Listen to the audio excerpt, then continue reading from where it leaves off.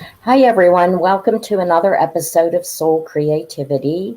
So pleased to have you join us this evening, or at least this evening here on the East Coast in the USA. We have Julie Hoyle with us. And I am so pleased that you are here with us this evening, Julie. I think that our listeners are going to be just as pleased as I am because you really are a wealth of information and you've been doing this work, you've been doing artistic work, transformational work, working with intuition, spirituality for so long that I know you're going to just lead us in the right direction tonight. And there are so many aspects we could talk about with your work. And I will mention to everyone if you look below the video, Julie's website address is there. And we'll ask her again at the end how we can get in touch with her. But just in case, if you're wondering, you can look below the video.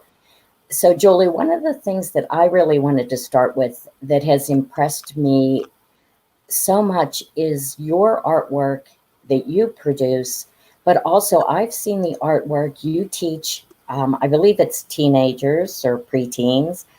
And as someone who has taught at the university level, sometimes getting creativity out of students by that age, they already think they're not creative again, as opposed to teaching really young children. And so I'm really amazed with how you do that, how you guide them. And I'm wondering if you can talk about that a little bit, how you get them into that inner artist. Yes. Well, first of all, thank you so much, Nathan. It's just an absolute joy and a privilege to be here. And of course, I really love teaching about intuition and creativity and awakening and all those incredible aspects of being alive and being human and connecting in with source. So, in response to your question, I would really love to share a small anecdote. And that is that I think it was around 2004, when I was teaching on another island, I had a group. I was getting ready. It was the start of the new academic year, and I was getting ready to teach a new class. And it was a grade 9 class. And they all ran to the art room to meet me and to line up outside the door. And one of the first students at the head of the line introduced himself. And he said, "Hi, Miss J. My name is M. Smith. I just want you to know I cannot draw. I cannot paint. I came from another school and I got F in art." And he said, "I want to let you know so that you don't build your hopes up." And then disappointed with me because he said, I'm not good at art. So I just laughed. I loved his candor. And I loved that he had the courage to say that to me. But I said to him, "Okay, just give me a couple of weeks and let me see if I can prove you wrong." And so we had this little bet going that, I would be able to prove him wrong and that he would turn around, enjoy art and do well. And of course he did. He went on to do very well. He did an exam, a local exam, and then an exam with Cambridge. And he scored way above average. And not only that, he went on to do the International Baccalaureate program.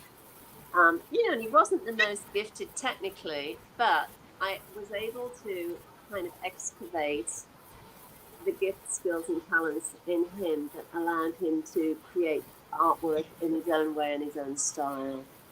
And so he was very, very, very happy, and he ended up loving art, and we had a fantastic relationship. And this has happened again and again and again with students.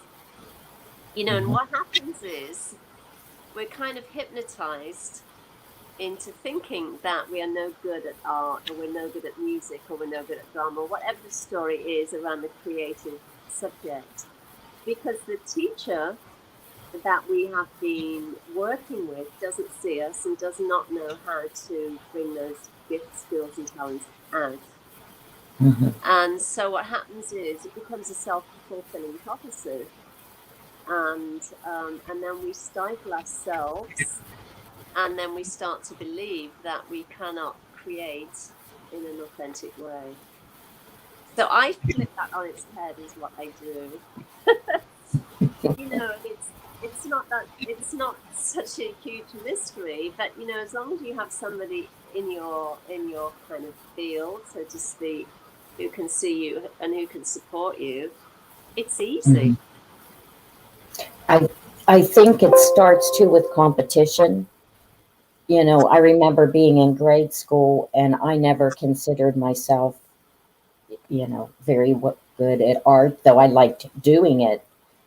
Um, but there were always art shows and, maybe art that the teacher picked that she thought was good or held up as an example. And mine never qualified for that. Or did it ever really look like, some of the art that I thought was really good. So I think, by the time students get to high school or beyond, or even before that, they've already been judged. There's already a competition. And with art programs, especially now being less and less important in schools, I think there's less opportunity for students to express themselves that way. So it's really easy to not have confidence. Yes, yes.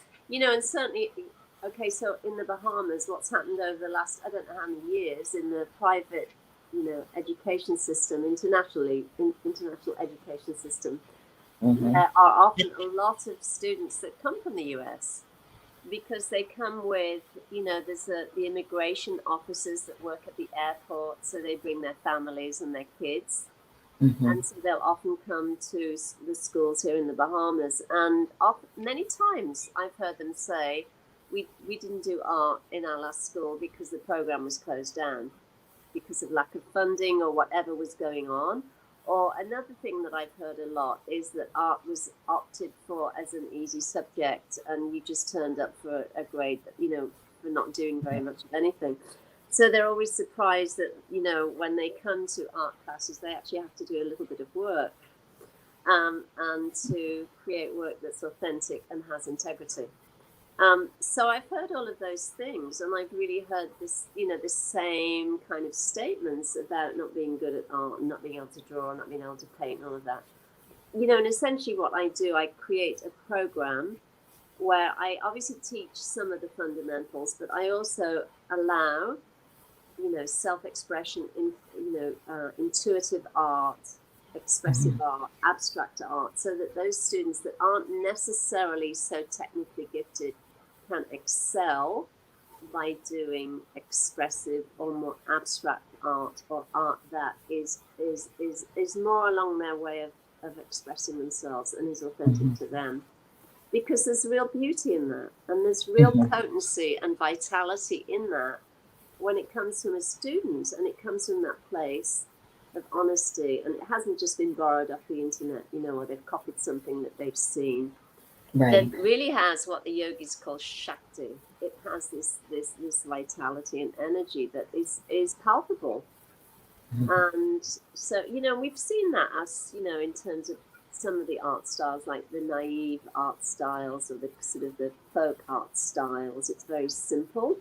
The potency, and there's a palpable energy inherent in the work, because it comes from that place of union with God or Source itself, right? Rather than trying to sort of create something to make it look like what the teacher's looking for. You know what I mean? So I love to dive into open-ended inquiry around, how a student might be able to interpret a theme, such as, anger or frustration, or, whatever's coming up for them, for him or her. And then it just has a lot more vitality, and it's real and it's true. And then there's some really incredible work that comes out of students that they're amazed at themselves, And again, it doesn't have to be technically brilliant. I always say, if I want technical brilliance, I'll just go outside and take photos. Yeah. Do you actually do any practices with the students? Not necessarily meditation, but some type of practice. And I imagine you can do it right with the art, but that guides them to sort of tap into their inner artist, or especially if you're doing feelings or something, how they tap into that to even recognize what they're feeling and then express it. Yeah, so one of the ways I do work that is, first of all, I get a felt sense when the group or the class comes into the room. I Mhm. can intuitively tell if the whole group as a whole is upset, if there's an even feeling, if there's Yeah. agitation or whatever's going on. So when they come in, I'll address that. So if they're upset about something, I'll address that quickly. Because otherwise, what happens is, unless it's addressed, it undermines or informs everything, and there can be this kind of blocking of the creative flow. And again, I'll give you an example of that. A few years ago, when I was living on another island, I could literally feel there were two girls. I just had two seniors doing the IB program, but I was feeling their energy as they were walking towards the art room, and I knew they were just really, really, really upset. And so they came in, and I said, "What's up? What's going on?" And they said that they'd both received really, really bad grades, failing grades, in I think science or chemistry or something. And so I knew that unless we addressed it, it would just block them. They wouldn't be able to do anything creative. So I said, okay, let's work with that. What does that frustration and anger and all of that feel like in terms of colors and forms and shapes and so on? And so we talked about it, and then I just took a huge canvas and I just had them connect in with the colors that they wanted to work with, and they just threw paint onto the canvas and they were moving it with their hands and they were just going crazy. They were so angry. And we worked on that for a lesson or two. And then when they came back a day or so later, they were calmed down, and then they worked together collaboratively. Anyway, they ended up doing this absolutely incredible abstract piece, and they titled it "I Hate IB," which is the International Baccalaureate Program. I hate IB because that's how they'd been feeling in that moment. And it was one of the stellar pieces of art that was in the show, and there was more feedback on that than anything else, because everybody could recognize and feel the energy inherent in what they were expressing, because they were angry and they were frustrated, and they they had a lot to say around that. So anyway, so that's what I do. I'll address what's happening. We have a very quick chat, and then once that energy's out of the room and it's dealt with, then there's more opportunity to be able to connect in and work with what feels right for you. And the other thing that I'll do as well is, I've long been in the habit of, whenever a student comes up and says, what color should I paint this, or what should I put here? I'll just say, I don't know. What do you think? What does it feel like to you? And I don't use the word intuition. I'll just say what you think it feels like. We have a conversation about what that might look like and feel like. And then they feel like they've been given permission, and they have been given permission to be authentic to what is true to them, rather than having a teacher saying, "Oh, paint the background blue or green," or whatever. You know what I mean? Right. So they very quickly grow in confidence with respect to their own creative choices. And that, of course, filters through into everything. And then as adults, what I've often seen with adults that I worked with many years ago is that they're creating their own artwork in their own style and just having fun with it, or being very creative around resolving problems that they're dealing with in their day-to-day lives, because it's always about connecting in to your own inner knowing and your intuitive self, Right. and trusting that no matter what. And that's really the same work I do with adults, actually. It's no different. I just use different language. I think that trust part is really important, as you were talking about color. And I know from working with, if you're coloring or doing something, any art project with a young child, one of the things I love about doing that is that they will pick a color that, you know, it may be considered the wrong color, a purple sky or, you know, orange grass or something. And they always are so proud of their work when when they're done. And to me, that's just such a, you know, heartwarming feeling to see their face. And then I always think about how, you know, maybe if they were in school or, you know, it really depends, but somewhere else where someone will go, no, you can't make the sky purple, you know, you can't make the grass orange. And I just feel bad even thinking that that's going to happen just because of the look on their face. And it's hard to get that same look when you get older students. And you're talking about art, but you know, as a writer, I'm always doing different creative exercises. And when I was teaching, what I would have the students do is they kept what we called notes to self journals. They were just for them. I never looked at them. And when they would come in at the beginning of each class, I would give them a prompt. Sometimes it was a visual prompt, or it could be a song lyric, it could be a line from a poem or a novel. And then I told them just to write, they, you know, would free write for 5 or 10 minutes. And at the beginning of the term, everybody would sit there and stare at me, or so many people would just sit there. And I would say it wasn't a choice. You had to write or draw or do something, but it didn't matter because I wasn't, you could write blah, blah, blah for, you know, 5 minutes. By the end of the term, everybody's head was down, like before I even finished the prompt. And that also was like a really heartwarming thing. And so I think there's something to that not being judged where you can just express yourself. In this case, it was in words, or, you know, some students would draw. And at the end of the year, we would have an opportunity if anybody did want to share. And every once in a while, someone would, they would be amazed. Like, I wrote this poem, you know, from that prompt. And so they were very proud of it. And that made me feel really good because it wasn't necessarily, you know, that type of a class. But I also think them coming from other classes that help them relieve stress, you know, Yeah. as you relating to the girls, like letting them express themselves. And so that brings me to the idea of really the entire show, but, you know, artistic self-expression and soul creativity. And what connection do you see between that type of, you know, I think artistic self-expression and however we choose to do it.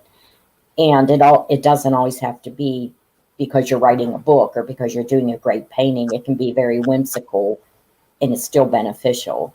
But I think it can lead to that inner inner self. And I'm wondering what you think about that.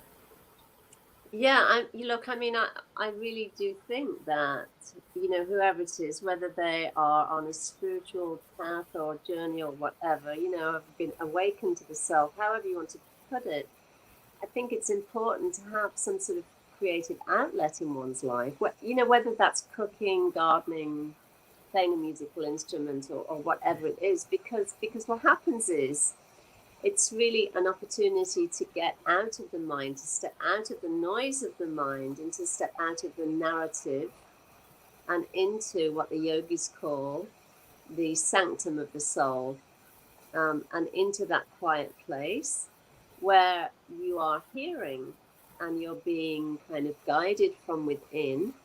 And it's not Mhm. that you've got some kind of grand plan in mind or anything, you know, it's just for the joy of self-expression and connecting in and listening and just being quiet. And that has tremendous value, because if we don't have these quiet places in our lives, then this is when the stress can really build. Mhm. And then you can end up in situations where there's nervous breakdowns, or there's just this terrible, you know, weight in terms of the stress, and then having to reach for medication to try and just manage being able to move through the day. So having some form of creative outlet and expression is really important, I would say. And what I've seen is that those people that do have that and create space for that are much more connected into their intuition and can hear the voice of the soul and can recognize what their heart is saying to them, than those that really don't have anything in place. And, you know, it's not such a big task. It's not like it's this huge undertaking. It's very easy for each one of us to recognize the things that we enjoyed as a child, for example, that gave us this kind of feeling of expansion. But it's easy to get so busy in one's life that we forget that. And then, you know, we're reaching for drink alcohol or, you know, the television to medicate and Yes. to fill those gaps. We do have a comment, Julie. I wanted to read Claudette Dean. She's saying, great discussion, ladies. And of course, Claudette is a wonderful artist as well. So she definitely is in the creative zone. I'm always interested in that little spark within and how we get it. I call it the divine spark within, and you know how we can tap into it and then get it to ignite into something bigger. And it can be a small thing, again, you know, just getting out some crayons and a piece of paper, I think can ignite that. And you don't always have to be creating a business or some big thing. But I I think that spark within, creativity and intuition, they're kind of all in this same mix together.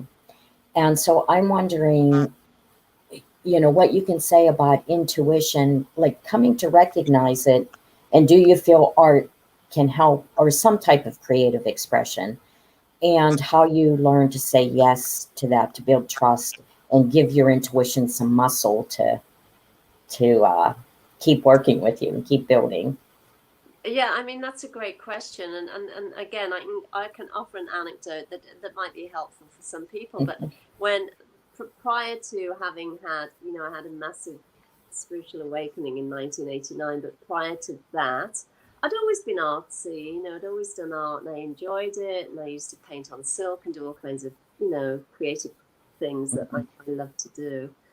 But it wasn't until I had a really severe back problem. I had 2 bulging discs and I was on bed rest for about 7 or 8 weeks. And I was just in absolute agony. It was just horrible. And I'd been to visit several doctors and couldn't get much relief. And I remember at one point I was lying on my back feeling absolutely useless and, you know, not knowing what to do and how to shift and change it. And then I just got this prompt, this inner prompt, which was paint your pain. So I reached for, you know, I had a little kind of pack of academic watercolors that I just reached for, and I started to paint these fiery bands of yellow and orange and red, which is where I was feeling the pain. I didn't realize I was painting the chakras, mind you. This is way before I knew anything to do with energy centers and all of that. So I painted my pain, drew it out, you know, and added more color and so on and so forth. And then I sort of titled it. And then I started doing stream of consciousness writing around what that felt like and looked like. And you know, that then led to being interested in inquiring into how the sort of the creative and the spiritual energy are one and the same. And then, of course, I had a massive spiritual awakening. And from that point on, I just really organically, I guess, learned to trust, listen to, and follow my inner guidance. And what I would say with respect to that as well is that shadow work, doing the shadow work really informs the ability to be able to trust your intuition. Because essentially what happens is when we have the courage to expose what is formerly hidden within us, and we really, you know, again, have the courage to look at what that is showing to us, then we have the courage to expose, so to speak, our creative expression. We're much more ready and willing to reveal who we are. And prior to doing that work, we might be creative, we might do a little bit of artwork and so on and so forth, but It's not the full story, so to speak. It's the pretty parts. We don't want to show our pain. We don't want to show what we're really feeling. So there's it's important to be comfortable in articulating and expressing both the light and the dark. And that is really what makes up a good piece of artwork, right? Because any piece of art that doesn't have any shadows in it is really not very interesting. Right. Because we all resonate with the sort of the darkness and the shadows and the pain and the suffering, because that's part of life. So that really does happen, and I've seen it with respect to the people I've worked with. Once they actually start undertaking shadow work, it's absolutely incredible what starts to happen, because it's like the lid's blown off, and they're suddenly able to utilize energy that was formerly repressed or sort of pushed away, and it's made available to them again, and then they're able to bring it forth in a way that is authentic and it has integrity. And that is what people are looking for more than anything. They want the truth. They don't want the half-truth. They want to know that what they're looking at, either visually in artwork or what they're reading, is authentic and it's telling the full story, not the glossy, the Photoshop story. What is real and authentic and true. And you will gain someone's respect, you will gain someone's attention when you are being true and honest, and you're telling the story of suffering and the challenges you've been through and all of that. And that really comes through in any writing or any artwork or music or poetry. Comes from a place where that person has really had the courage to dive into the shadow and face it and meet it. I think there's, by facing the shadow, it gives you so much insight into yourself, into your behavior, into patterns that are coming up.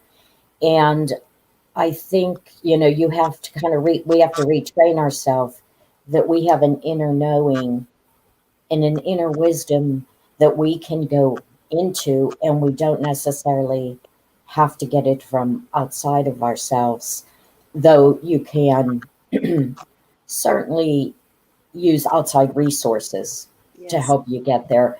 But, eventually any deep knowing has to come from within.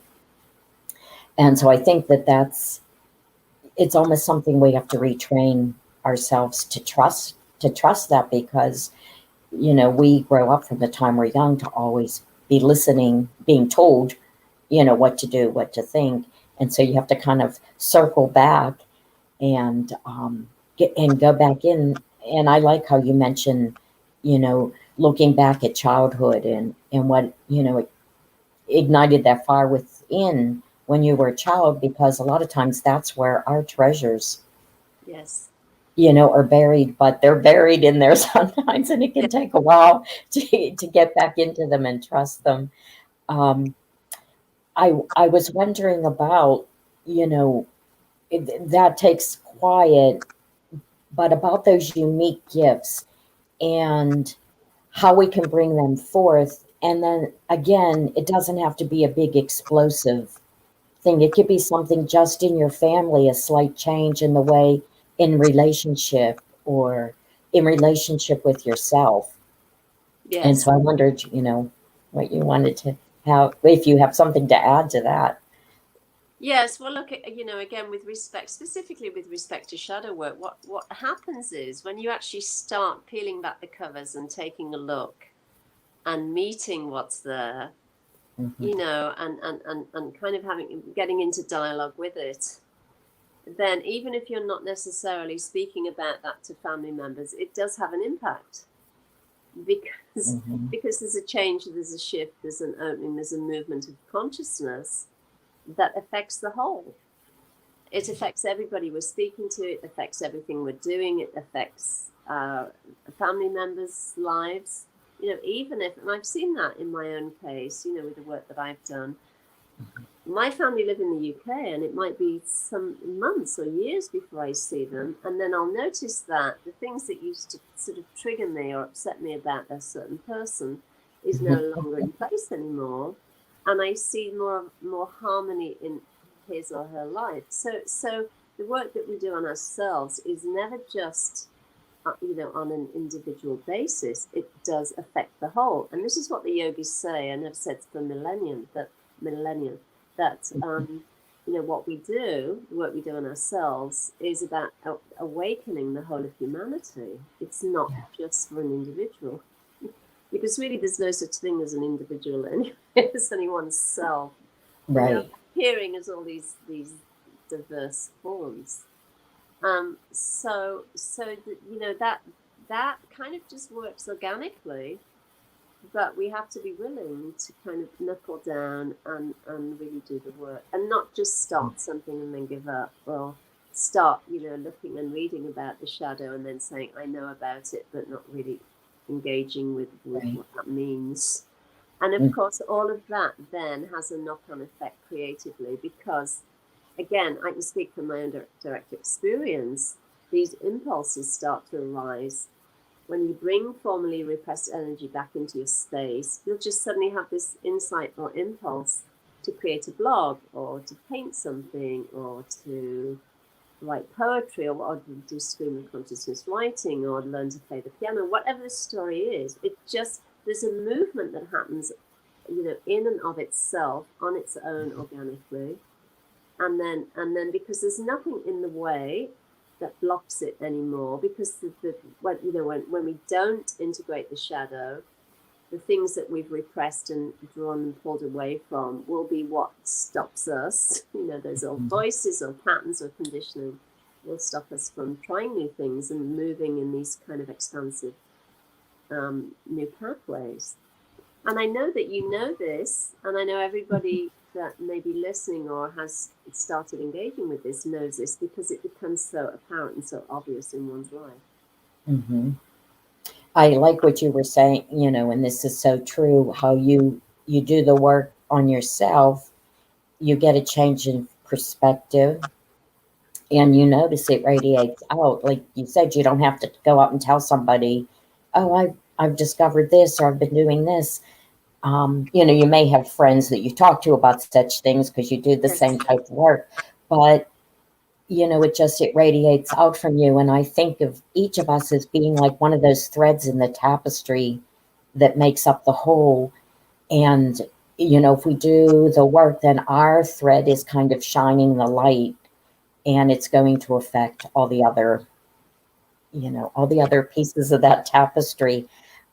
And sometimes I think that helps if we get an image in our mind to, because we're visual. And so a lot of things I do, I know I'll make think of an image to focus on that kind of helps me stay on track.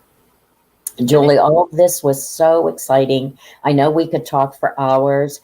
I can't recommend enough for anyone that wants to take a look at your website and see what you offer. I've had a number of courses with you and sessions, and, it has always been 100% enlightening and has really helped me.